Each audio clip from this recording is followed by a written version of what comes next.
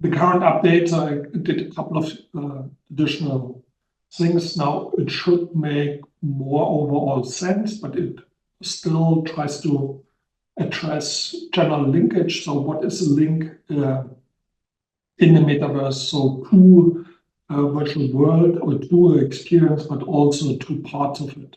And I believe that it's really important to distinguish between those. So links to worlds and links to parts, and that we already have in the web something that supports both. And so connectivity of the web is really in the central statements of the Metaverse Standard Forum. So this is something really important for everybody. So we have to make sure that this really works and makes sense for everybody. So that's why I believe that this is really not just critical for this group, but it's really critical for the overall mentioned to get this open idea metaverse, everything connects with everything. So, but if we start with the web, so the web, first of all, did really heavily evolve over the last 20 years. So now we have user agents that are really built to run web apps and not just few documents. So, and the web apps really control the data flow, the responsiveness, the progressiveness of data. Then modern web apps really built on really smart client server and hybrid rendering techniques for 2D content already. And they all work not just on documents, but more on API endpoints. So they not really fetch documents, but they really talk to API endpoints and then work on specific topics of the application. So it's not a single media type, but they really integrate different aspects of the data at runtime into the single app. So that's the pattern we all experience when we use all the different apps. And that's something that is really dominant in the web. So that's how the web works these days. The interesting part is that it's not just the front end, it's not just the last mile, but especially so server to server connection is all now web APIs. So before in the back end, they had different infrastructures. Now the web is really omnipresent. So to the last mile is not really dominant anymore, but really this server to server communication is really what makes the web really scale and run and to all this microservice infrastructure and to each other and everything. So that's super important to understand. So the modern web is all about connecting, all about APIs, all about late data negotiating. There's no dominant format, so there's no RDF or anything that actually defines how linkage works, but everybody is allowed to do whatever links he really likes in the format he prefers. So that's a really, really interesting part of the web. So, and if we look at connectivity in general, how this works in the classic web, so in the classic web, 2D web, we have HTTP servers that provisions HTML document. And in the HTML document, it's not just a single document, but it can link to media, so it can link to image, but it can also link in the same domain. So the HTML document can link to other HTML documents. And there's an important pattern to understand. So you can link to other content, so subparts of the same content that get loaded in the same experience. So you have some iframes or images that load with your experience, but you have also a link in the same domain to a different HTML site that actually is a new experience. So you jump from one experience to the next experience inside the same domain. So that's something that really works in the user agent already. And that's something we all know. So just pressing on a link and then jump into the next experience, something we all accept and is something we all love. And that's something really a big value about the open web, that links just work in a process. Well, the second part is interesting is that there's not just 2D data, there's also 3D data. And there's actually a pretty old definition of model data as one of the content types in the HTTP standard. So the HTTP standard defines not just HTML data, but any content. Already the version 1.0 had some content negotiation part that allows to use any data. And the interesting part is this, not just images, but there's also a model domain. So inside of the model domain are different model formats. So like the images, there is not a single format or movies, but a lot of different formats. And the interesting part is RFC definition, RFC 277, that defines what this domain actually exists of, so how coordinate system works, how the domain internal works.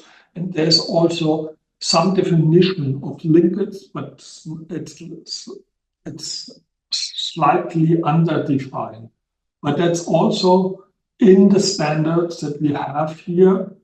There's again linked to new scenes, so from one experience to the next experience, where you can jump to, so for example, in Vermont, it was one of the first standard mentioned in the specification. We already had a link to a new experience. So there was an anchor link that actually linked to a new experience, but you had also inline links that actually linked to subparts of the same domain. And that's something that works in this model domain very well. That's also something extended over the year. And the interesting is now at the IANA registration, there are more than 40 types. Also very, in the last 2 years, there were 5 or 6 new types, including USD, JT, and a couple of newer elements, also point clouds and other standards that really extend the overall model capabilities. So the interesting part now is how link inside of this domain, if you look at links that go from one model to the next model, how does this work? And this again built on this existing standard, so you don't need a new transport layer. You can use HTTP with all modern security, end-to-end security, modern authorization and everything. And the interesting part is that not every registered standard actually supports links. So in this registration, there's 44 links. Not everybody supports links. So there are some formats that don't support any links, like GLTF or GP or SDL. Then are standards that actually support in-format links, like from inside of the same format group. So like USD only supports from UST to UST, and GLTF only supports from GLTF-X to GLTF, but not to any other format. Collada only supports from Collada to Collada. PLM XML only supports standards inside of the same domain. But there are also some formats that really are open to any format. So like X3D, STEP, two others that actually allow and state in the standard that this example down there is a very valid example of this linkage. So this is a valid X3D example pointing to a data endpoint with undefined format. So it's just a link. And when the actual format is then negotiated at runtime when the actual API call is performed. So that's really powerful. So you don't link formats, but you don't mix addressing and so the format. So that's really powerful. And I believe it's important to improve the linkage between different formats, so make sure that this really works. So that's something we should really extend and really explore. And then really next really interesting part is if you not just would like to link to a full asset, but fragments of an asset. So you go and say, okay, I really like this chair here, but I don't need the full chair. I just need part of the chair, or I need a specific time fragment of the data. And this is something that's also, there are parts of the model data have some form of fragment addressing, also X3D, but there's not a unified addressing schema. So that you say, okay, I have a model addressing scheme that works across all different formats. So that there's no such format yet. So, but there are good examples at the W3C. So in the W3C, they have, for example, a model fragment UI that allows you to address those standards states that it's a spatially temporal structure-based addressing schema for multi-dimensional data. So, and this is something, there's an example from the specification, it just shows how it addresses data inside of a movie, or what kind of fragment of the movie should be played. And this is something that, so this is 2D, and that's something could easily be transferred to some form of 3D domain. So that's something we prototyped already since many years. And what we also need is some form of object addressing, so some form of the fragment addressing, some form of subdata addresser. And that's something I guess we can really work on, and that would be a great value if we get addressing without formats. Then we should also get sub-fragment or subdata addressing without a specific format. So that's something I believe if we really think long-term, think many formats, think many systems that go through, then that's also important. But that's really open opportunity. There is no consistent, so there are consistent pattern what people address, but not a consistent style. So that's something we should really look at. And if we put this together, if we say, okay, how get to this modern distributed modern web apps with a classic linkage of data, of 3D data, then we get really two links, two different types of links. One is really a link to the virtual world entity. So, and that's something that is really made to be joined by a user, and joining by a user really means that this thing can be opened by a user agent. So if you point to this address and opens this address in your user agent, you should actually be able to join this experience. So that's something that's valuable in 2D experience, but also valuable in 3D experience. So that's something that works already, more or less. So if you point to a Google Maps site or a Cesium site or something else, or our presentation, then we fetch all the data. That's not just the data, but also the runtime environments and everything. So you don't have to load anything up front or so, but you can just join. So that's something that already works in the web more or less today. And this needs to be explored. So the interesting part is, do we really need links to new parts of the scene? So specific areas of the scene and so on. But there's already something that's very solid. It's just at some point. So, and with this links to the virtual world, what we already have, we can also do connections between worlds. So we can build just with the links that we already have in the 2D world. So if you are in an experience, open the second experience, and then the browser should really open the second experience. And this works with web apps today already. So that's something that should be really straightforward to actually build great example how this can be done on different technologies and with the same language background. So there's a couple of things that we really need to look at. So of course, if you have your world, the parts of your world, so that the actual data that is the content of your data is not accessible through this single link. So because it just provides experience. The links can be, so the data itself can be anything like a tile system from Cesium or some other data, or a game engine asset, a baked game engine asset. We don't need to expose it.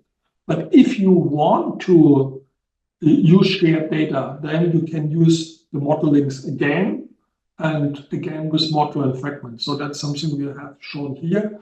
If you want to use shared data between different persistent entities, then you can just use the standard to actually link to the different worlds and then handle the client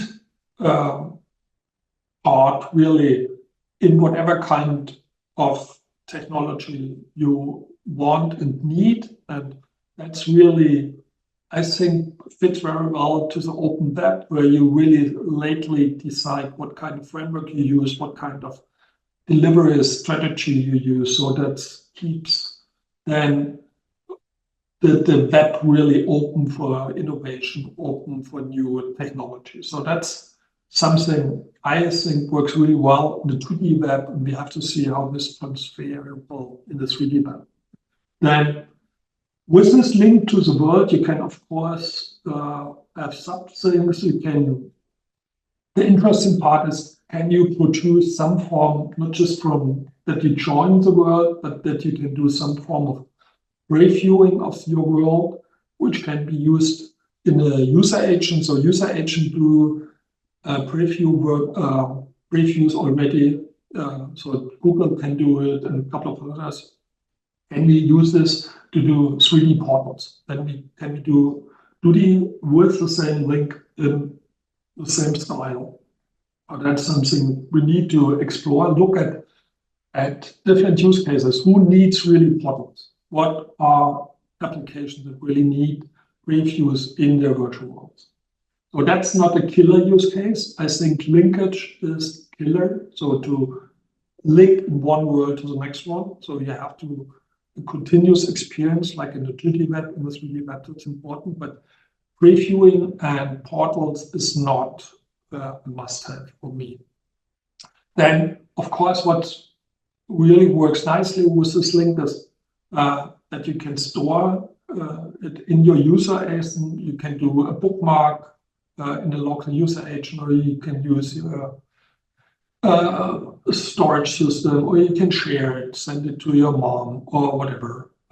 And then it should actually be something similar. So if she joins or somebody else joins, you should actually end up in the world. And if he wasn't there, it should be one more. But that's something we can all expect already from the single link in combination with the user agent. So it's not as before, where we really need this extra layer in the middle, where we said, okay, I need a browser plugin or some framework to run it. But I can really say, this is something the web app actually handles today. And that's an important part to understand. So we can make sure that this whole thing actually is able to share data efficiently and openly, but also make connection between these worlds and between different technologies really easy. Yeah. And then if you have links to virtual worlds, but you also have links to 3D content. So that's this in-domain or in-format links, so links to models and fragments. So that's down here, where you say, okay, that's something. And it's important to understand this is really some persistent entry which is shared between the worlds, but it doesn't belong to a single world. So it's some data that lives on the web, but it doesn't have to, it's not bound to a lifetime of a specific world. So it's not a copy for a specific world, but it lives outside of the world. That's important. So for a lot of use cases, we are working it so that the 3D data and actually world or application is really independent, and also the lifetime is independent of each other. And that's for a complex application, something really important. So it's also important that this thing must not be joinable by a user. So if you drop the link to your content in your user agent, it might explode or do something else, but it usually doesn't. The funny thing, if you do a PDF link in Chrome, it actually uses a PDF, but if you do a USD link in Safari, it doesn't open the USD file. So we'll see how far this goes. But right now, data links are not something processed by user agent, but you have to be, but that's also not built for. So can be any, not any. Yeah. So maybe any format. So not a specific format, but with this linkage is something. I believe we should not say, well, USD is for interchange and for delivery is IFC, because in modern technology stacks, the actually data provisioning and data delivery is layered anyway. So we should make sure that the data provisioning and actually delivery to clients is really independent of each other. So people can deliver different technologies and different stacks there. And this is, and now if we do really support with a connection also something like previewing and combine both, then we can really build something like a link from one world to the next. So you can jump really between different experiences, and could also use some form of previewing. So the second world then produces with the same URL some form of previewing. So every world that actually connects to this world could be able to consume previews of the world. And that's something I'm not super sure if this is a killer. I still need some hard use cases. So in the worlds that we have right now, in the different standards, there's not, as far as I know, all the links that I see is just some form of anchor that just links. So if you click on a 3D box or whatever, then you jump, but you don't see a preview. But I believe in the 2D world, that's something also in 3D that could be really powerful technique to really, not on a visual stack, really experience part of this world without fully joining it. So that's in the spatial environment that could be really added value. So that's the reason why I really think from a technical point. So here on this layer, we can easily really produce previews of this world for a specific view. So that's not something that is not done before and could be done. I'm just not sure if this is something really needed in a specification. Right. So, and that's what I believe, or what we believe should really be tested, evaluated. There are a couple of systems that we can play with already. So there's this continuum that we have right now, where a different system, different style, so a couple of systems that really are, in the 2D phase, we also see this transition from web documents, where you where your user agent really controls how the media is processed. So the HTML side is actually fetched and processed by the user agent directly, images, video, and audio directly also. And in the 3D world, we have some form of 3D user agent. So before we had the plugin, now we have the JavaScript runtime, so it's freedom, JDF runner, or USD or 3D. But on the other hand, with the web apps, there are a couple of interesting developments. So on the 2D side, we have something like React and Vue Next that really super abstract the layer between the on-server data and the client experience. So, and then they include some form of app control data and event flows, responsive data, media fragments, recursive data, and apps, client server and hybrid rendering, and single user and multi-user.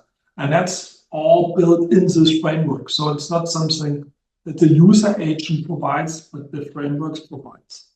And something similar also exists in the 3D world. So there are systems like Cesium or Instance 3D Hub or Poetry or Nexus or so on that do something similar. So they virtualize the data and the experience. So they not really download documents anymore, but they do some form of 3D streaming. And so similar to the 2D framework, so some form of progressive transmission of data.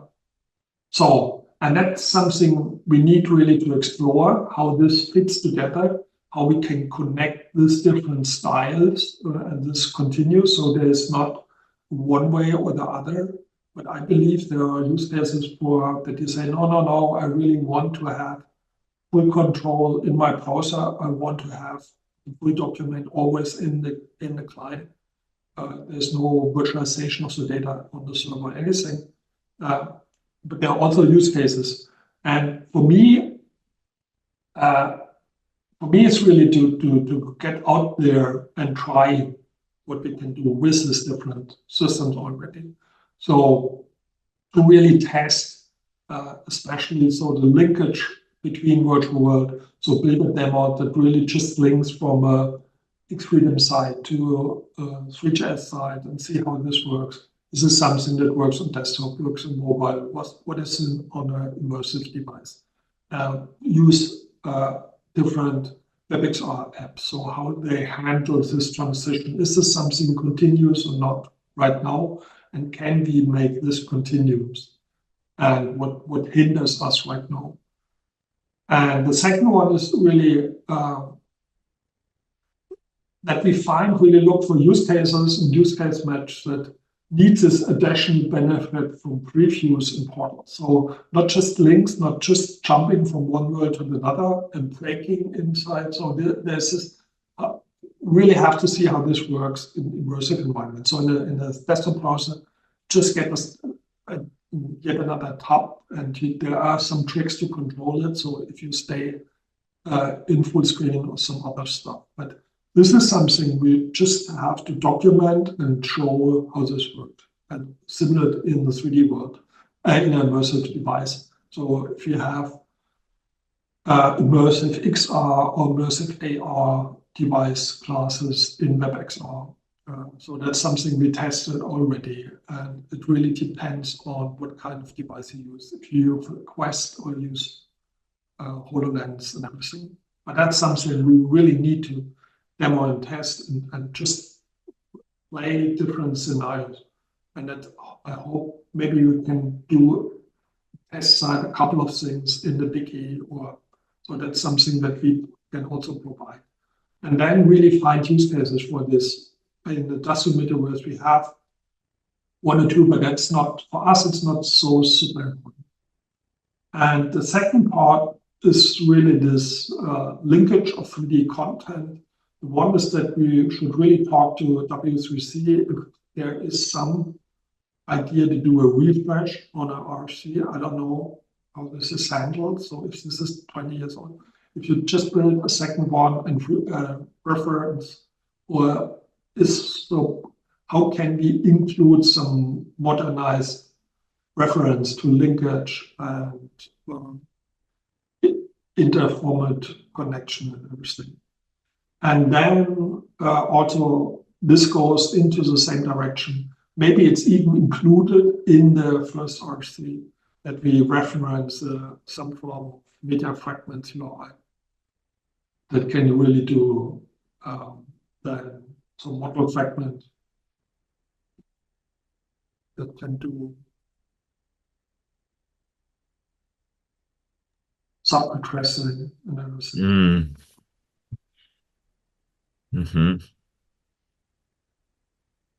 So awesome. Okay, and that's more or less my Yeah, this is great, so, Johannes. Thank you for these. This is a really amazing perspective, and it almost like seems really simple, but let's just you know, as a solution, like it's quite elegant. But I have a couple questions maybe we could think through together, and then I welcome, of course, anyone else here to raise your hand. So I love this idea. So first off, about the kind of the preview, I think it's really valuable. And if you thought about what that would look like, right? You would need like a media fragment. You would need to provide a position for the camera, right? Or maybe a named camera with a certain ID that you would want the screenshot or preview to be from. So that's something that I didn't, before I talked about APIs, but I don't want to imply that we need an API. We can also do it with fragments. So we could also use some form of fragment addressing in the virtual world. So that's different API styles, I would guess, that can be discussed if you find, at first, because I don't want to shock people if I say, okay, this is the API, you have to conform to this API. Because I first would like to understand who really needs portals, who needs previews, who believes his use cases cannot be achieved without portals. So that's the person I want to see and I want to talk to. And then see how this actually really, and then this could be built pretty simple. So in the URL, so if you do it with a fragment addressing scheme, then you could just say, okay, that's a specific camera or reference of your data or the user reference. So you could actually build a portal on the actually position of a specific user or some other markup entity. Yes. So it seems like we could have it both ways, right? If I wanted to, you know, go to a web endpoint and reach into a resource and grab an ID, like from the DOM and the application memory, for example, that's a different kind of style than, hey, give me this, you know, from XYZ UVH, right? Or I think what would be even more difficult, right, is like it sort of makes sense with a video or an audio that's like pre-rendered.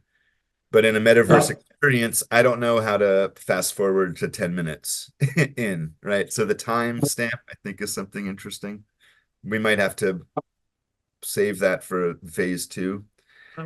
I mean, but, if I the nice thing about previews, and if you do really previews, so really do renderings on a local machine, you can also do secure previews. So for the specific user agent, so the user agent only sees, in our case, if we would build this in our system, the user that actually sees the preview of a second world would only see the data that he is allowed to access on the data layer in the second world. So that, for us, that could be an important benefit. But so that's also a benefit compared to streaming pre-rendered images, because the pre-rendered images usually do not contain specific variant for specific yeah, user configuration. Excuse me. Yeah. So, sorry. Yeah. Thinking about the things that we could add on to URLs like IDs or spatial volumes to index an area of interest. So that works Yeah. pretty well with the anchor kind of model as we have today. Do you see any potential for, the next user agent or a 3D user agent Yeah. to I manage mean, things like target yeah. equals? Yeah. I mean, the idea here is compared to in the X3D world before you actually had a link to a X3D file and then a specific camera or user or whatever. And then you have to use this link and execute it in the X3D runtime. But that link here is something that's executed in the user agent directly. So, and Uh, that's how the web now works. That's the different part. And the website itself can then link, can load Xfreedom or whatever it needs to actually execute the content. But how this is linked is actually on the content that fetched and processed by the user agent and not by the X3D runtime or any 3D runtime. So it really goes to, so it's really built for some form of immersive experience. So for me, the metaverse is really about this experience with in a lot of cases really is immersive. So you are inside of this world. So it's not just a part of your website, but it's something that is a dominant application on your device. So, and that's a reason. Of course, you can build web apps in whatever style, but the the metaverse for me is really this that it should work with immersive environments. Yeah, and yeah. that's if you see how links work in the web, that's just how links between 2D worlds also work. So you have a 2D link and use it in the next user agent, or use the same link in the same user agent, or so, and it always just link. And that just defines that's also how linkage should work. So we don't need a specific runtime, but the web app that actually runs the world can decide what kind of format and what kind of system it actually wants to use. So that's important, but you still have to connect between these. So especially if you not just point from one to another, but if you do something like previewing or so on, then you have to be able Yeah. to Yeah, I point into wonder. the world. Uh-huh. Yeah. So I really liked your that chart there at the end and kind of the how we're, pushing us to think about how the 2D and the 3D links might be expected to work.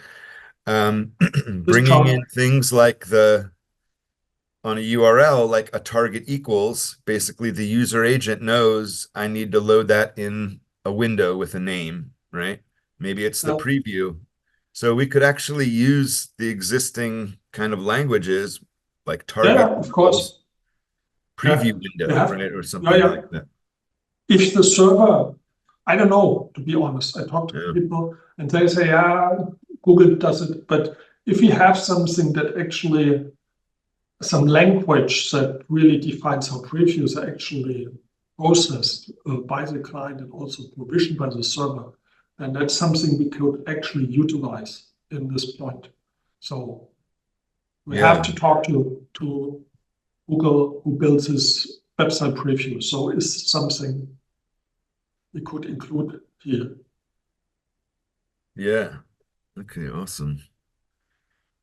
So we're getting to the top of the hour. I want to check in with folks on the call and want to bring up some questions for Johannes or flag some issues that we can revisit next week when we meet and have some discussions.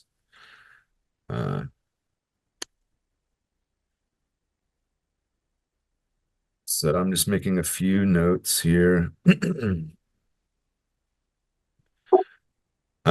So yeah, the 3D target attribute on an anchor, right, is kind of an interesting, valuable thing, and the user agent manages that.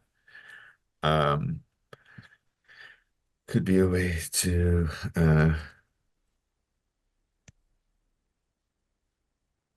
okay. I mean, the message is really that if we use the open web today and use it as it is today, utilize all the development that is there already, then we can build a pretty capable metaverse environment already. So we don't have to put everything aside. Or links are, for me, links are to data or to experiences. Experiences should not be opened. I don't have to load a runtime, 3D runtime or whatever. But user agent should be able to open this experience. And that's something all the modern web apps actually are capable of. And so we have to combine this web apps with 3D. Yeah, and I think that sets up kind of nicely, you know, the realization then too that you know, I might be hitting these different API endpoints, and what do I expect to get back? Right? So that sort of sets up our functional profiles of metaverse content, right? Some of these things might have lights on them, and then that means, well, you know, it's not GLTF anymore, or so on and so forth. So I think this is a really positive way forward by looking at that URL, thinking about the user agent, sort of what does it mean? Because the user agent is doing this on behalf of the user, so it has to be meaningful. And you know, these would be great.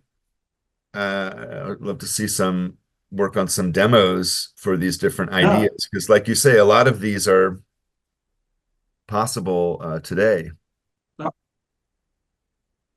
Fantastic. And yeah, let's take an action to ask our colleagues at W3C about what is a good way to update, you know, an RFC like that. And also, if there are some other, also you really have to find use cases that need this previewing portals, and then talk to them what kind of engine they have. So is this, or build a prototype with Unreal Engine or something like this? So with Unreal Engine, that would be fun. There's a WebXR web streamer inside of the Unreal Engine that could be used to build the previewing. Yeah, lots of stuff could be automated, and it makes a lot of sense to do that on the server side where there's no, but also on the client. So the flexibility is on the client, that you don't really have to have all the data and everything in the client. The data can be on a server, it can be a game engine on the server, and it just provides an API on the server. And then if you click on the link, it just fetches, doesn't download the data or anything, it just remotely renders the data or everything. And the previewing and the actually experience is more or less the same thing. It's just one is in the active, the other one not. So, okay. Right. Okay. Fantastic. Great. Johannes, thank you so much for sharing these ideas and writing them up. It's great.